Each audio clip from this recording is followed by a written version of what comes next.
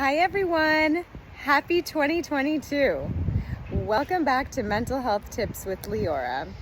I'm back and I'm ready to share some tips that I have to move you into 2022 with less stress, more passion, more positivity, more light, and more love into your life. First of all, I'd like to wish everyone a happy new year. Officially, I wish you all the health and happiness and joy that your heart desires. Today, welcome back to my mental health tips. Today, I wanted to discuss and talk about something that is a topic that really is something that can trigger people. And that might even be a trigger point for you.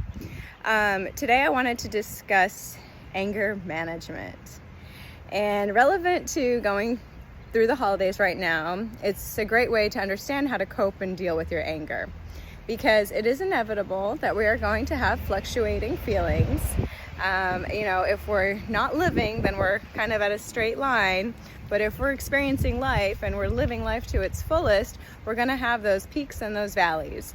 So it's normal, and just know that these feelings that we experience, they're simply just feelings. They're not always actual things. They're just sometimes feelings that are fleeting, and they come and they go.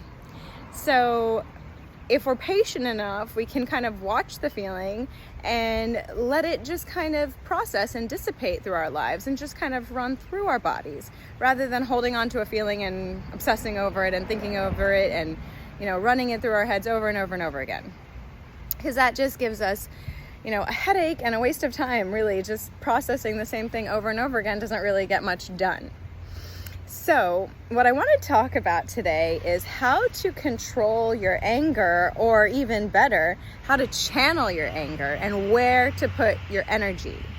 So think about it. If you can't change a situation, why bother stressing about it? Only worry about or concern yourself with things that you have control over, that are in your power.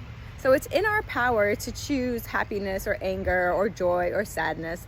However, I understand that these feelings do come up and they're not always favorable. So what we want to do is we want to learn how to channel this energy. Anger, like joy, like grief, is energy. It holds energy in that emotion. And when we channel that energy, when we take that energy and apply it somewhere, something really beautiful might come out of it. So something you can think about is the great artists, the great writers. They weren't all happy. In fact, they were mainly miserable. And those are the people that channeled their energy into a creative outlet where they put this anger or negativity or sadness, and they applied it towards writing, literature, philosophy, psychology books, paintings, watercolor, acrylic, you name it, they did it. And that's how a lot of people channel their energy.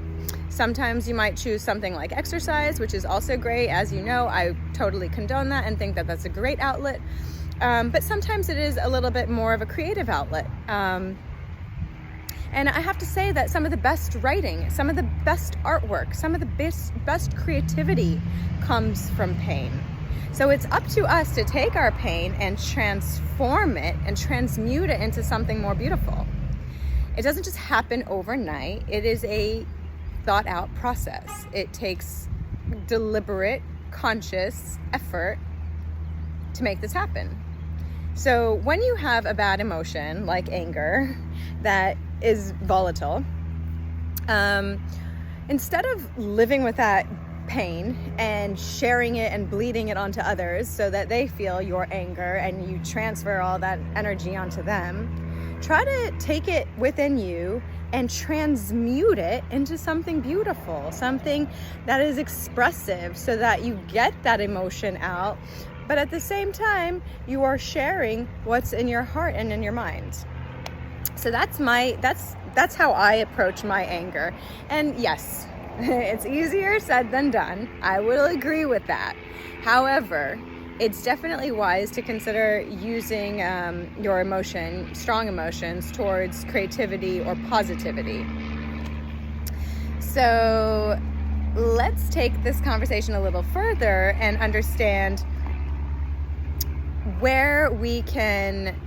how we can transmute this energy, not just through art and writing and reading, but in our lives. So when we become angry at another person, it's not ideal to internalize it and hold it in, but it's also not ideal to spit it all out and put it onto them. Because the person that angered you potentially might be having a personal battle that we don't really know or can't really understand deep down inside of us. And it's not fair for us to punish other people for something that we don't really know what's happening in their lives. So anger is something that can be used to educate us on how another person is feeling and what they're going through and what they're living through. So it's not a bad thing. It's an emotion, just like any other emotion. Of course, we want to stay on the positive side of the feelings chart, but things happen and life happens and emotions happen. So it's normal and it's anticipated that we're going to experience anger, grief, sadness, etc. So I hope that you take some of this advice and channel your energy, negativity, into positivity by using your pain to create something really beautiful. It's true that we have to go through some darkness to get to the light. And it's worth it for you if you can be patient with yourself to go through that darkness to get to the other side of the situation. Because on the other side of darkness and pain, there's light, there's joy, there's happiness, there's freedom, there's peace, there's love. I hope that you all have a very healthy and happy new year. I wish you all the best, and I'll see you next week. Bye. Thank you.